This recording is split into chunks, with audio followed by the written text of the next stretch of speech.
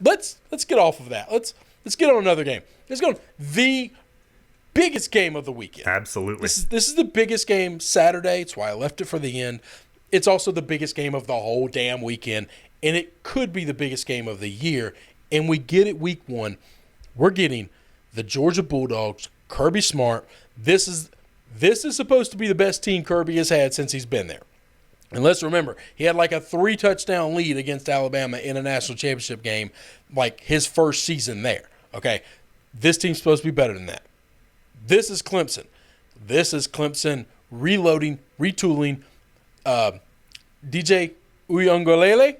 I think I've heard it as Uyunglele, but that's a tough one. DJU. I'm gonna do DJU. I'm gonna do the Lele because I like the way it sounds. There you go. When you sing it. That might be the Italian in me that might sound same thing. Giannini, Lele. Anyway, neither here nor there. I mean no offense by it if I'm saying it wrong because I'm just a moron from Mississippi.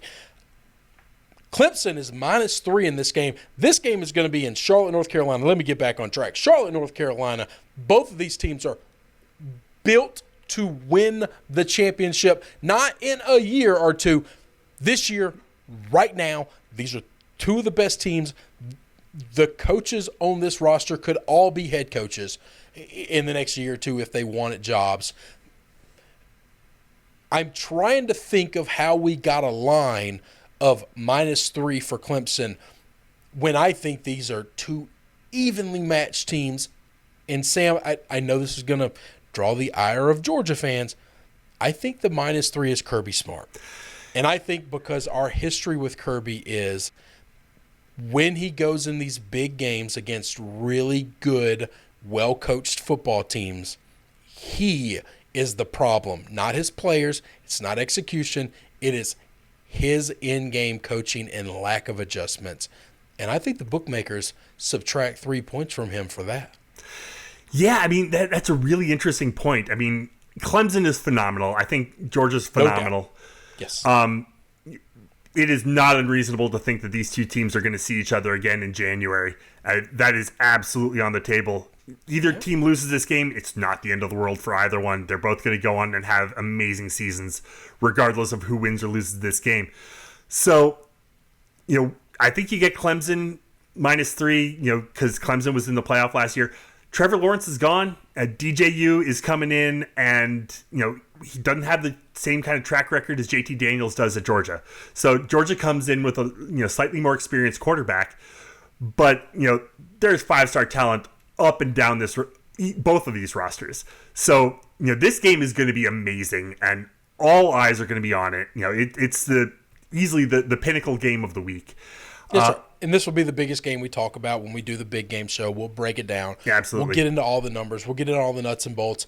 I think the most important man on the field is every game every game Clemson plays, and it's Brett Venables. I think he's one of the top 3 best coaches in football, and he's a coordinator. Yeah. Could have had a head coaching job anytime he's wanted, and he just hasn't wanted. Oh, he just doesn't want it. I'll tell you this. I wished LSU had the same thing with Dave Aranda. Dave Aranda dreamed of being a head football coach. We had this situation, and he wanted to be a head coach. And I can't fault the guy for it. I can't blame him for wanting to try your hand to run the whole program. I know me. I would not want it. I don't want the media rights. I don't want all of the expectation. I just want to recruit my guys, coach my guys, be with my guys, and that's it. And I want somebody else to deal with the TV. The first time a booster comes up to me, I want to knock the hell out of him. All right?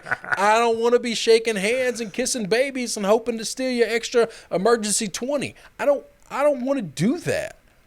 And that's what Brett wants. Brett's just a football guy. I don't like Clemson, but it's hard to not respect that man.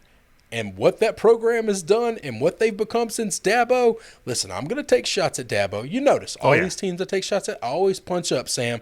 I don't punch down. I don't like it. I don't like the way it looks. These schools they're bullies.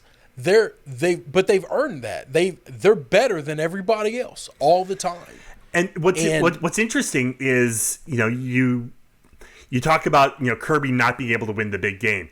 Yeah. Several years back, you said the exact same thing about Dabo and Clemson. I mean, that's exactly Dabo right. had a big game problem until he didn't. And now, that -3 for Kirby could all change this year. He wins this game. He wins the cocktail party. He doesn't foul up some stupid game against South Carolina or Kentucky like he always does. And then maybe at the end of the year we say, oh, this is the new Kirby. And maybe he's getting out of his way. And if he can get a win against a Saban and a Dabo in 1 year, and maybe – I don't even know that he has to win the national championship. I just think he has to finally stop fouling up the big games that everybody's trying to see. Listen, so you beat up on Notre Dame. Everybody who's been that level good has beat the hell out of Notre Dame. You don't get to hang your hat on that anymore. It's not something for you to advertise that everybody's good at. We're all good at doing that when we're really good. We need you to beat Bama. We need you to beat Clemson. We need you to consistently continue to beat Florida and stop losing to the schmucks of the East of the SEC. That's it. That's all. If he does that, he can become the new Dabo, because Dabo doesn't do that. Dabo only loses to Alabama or Ohio State. That's it. That's the list. Last year he lost one game to Notre Dame, which was one of the greatest games of my life to ever watch. But that's it.